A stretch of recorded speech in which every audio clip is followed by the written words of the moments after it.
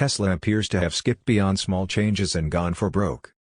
The anticipated refresh for Tesla's bread-and-butter Model 3 EV sedan has finally arrived, apparently released on the automaker's Chinese website just before its expected appearance in US market form soon.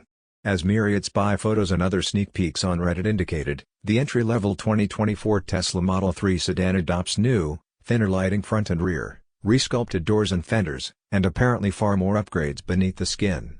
Here's a quick peek at the refreshed Tesla Model 3, along with the limited information leaking out of China, where Tesla has a gigafactory, in Shanghai, that pumps out Model 3s, as well as Europe. A better inside game. Before we start, we should point out a major assumption, that the Chinese market Model 3 will be essentially the same as the version soon to debut for America.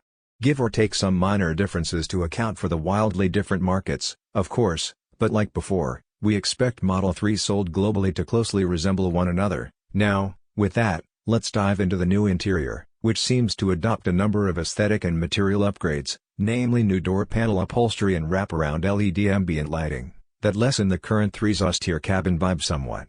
Look closer, and you'll notice there is no longer a turn signal stalk lurking to the left of the steering wheel. Instead, there are left and right indicator buttons on the left-hand steering wheel spoke, like you might find in certain exotic Italian cars.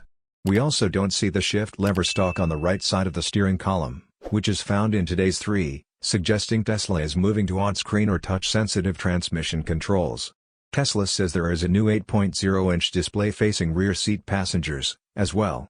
Beyond those changes, the interior looks largely the same, right down to the large central touchscreen floating mid-dashboard. What's the new Tesla Model 3's range, power, and other specs? The short answer is this: we don't know yet.